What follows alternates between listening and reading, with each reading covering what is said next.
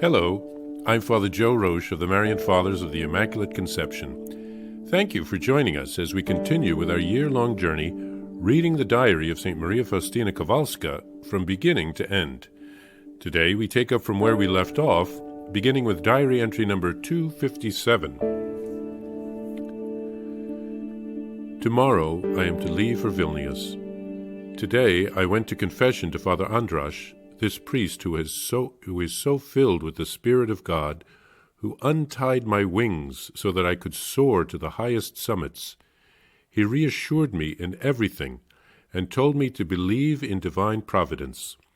Have confidence and walk ahead with courage. An extraordinary divine power came over me after that confession. Father stressed that I must be faithful to God's grace and said, "No harm will come to you if, in the future, you continue to keep this same simplicity and obedience. Have confidence in God. You are on the right path and in good hands, in God's hands." That evening, I remained in the chapel a little longer. I talked to the Lord about a certain soul. Encouraged by His goodness, I said, "Jesus, you gave me this Father who understands my inspirations, and now you are taking him away from me again. What am I going to do in this Vilnius? I don't know anyone there, and even the dialect of the people there is foreign to me." And the Lord said to me, "Do not fear. I will not leave you to yourself." My soul drowned itself in a prayer of thanksgiving for all the graces that the Lord had granted me through the mediation of Father Andrasz. Suddenly I remembered the vision in which I had seen that priest between the confessional and the altar, trusting that I would meet him some day, and the words I heard came back vividly. "He will help you to fulfill my will here on earth." Today, 27th of May, 1933, I am leaving for Vilnius. When I came out of the house, I looked at the garden and the house, and when I cast a glance at the novitiate, tears suddenly ran down my cheeks. I remembered all the blessings and graces bestowed on me by the Lord. Then suddenly and unexpectedly I saw the Lord by the flower bed, and he said to me, "Do not weep. I am with you always." God's presence, which enveloped me as Jesus was speaking, accompanied me throughout the journey. I had permission to visit Częstochowa while on my journey. I saw the Mother of God image for the first time when I went to attend the unveiling of the image at 5 in the morning. I prayed without interruption until 11, and it seemed to me that I had just come. The superior of the house there, Mother Seraphine, sent a sister for me to tell me to come to breakfast and said she was worried that I would miss my train. The Mother of God told me many things.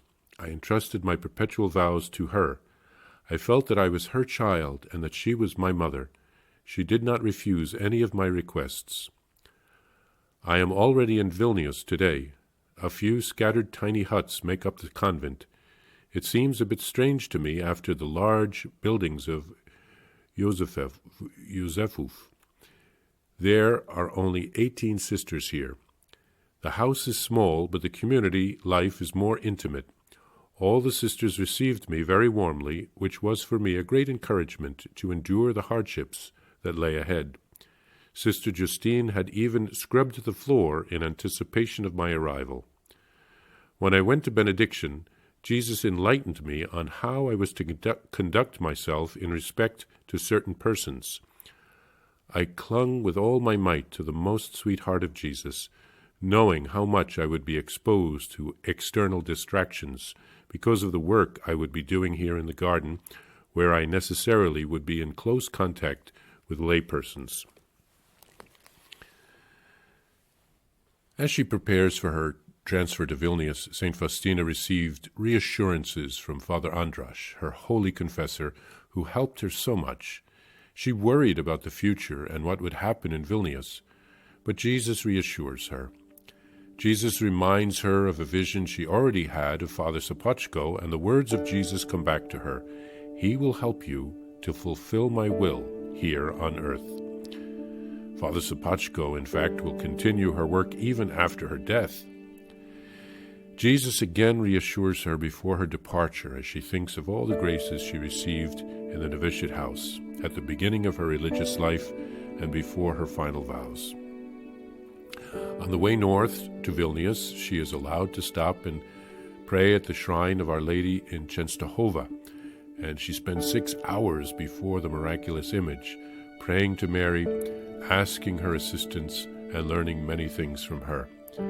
Reminds me of a story. Once my mother prayed in a tiny hospital chapel before the Blessed Sacrament for 6 hours when my father was undergoing hip replacement surgery. And my mother spent almost the entire 6 hours in that little chapel praying. And at the end, she said, "Oh, Jesus, I wish I loved you more." And she felt like Jesus said in her heart, "Anyone who spends 6 hours with me loves me." Once she got to Vilnius, St. Faustina learned many things from Jesus, in fact, about how to conduct herself in respect to certain persons. Now, this could mean other sisters in the convent, or her spiritual director, or the lay persons that she had to work with in the garden. But in fact, Jesus wants to help each of us in all aspects of our lives, and he would do so if we would only open ourselves and ask for his help.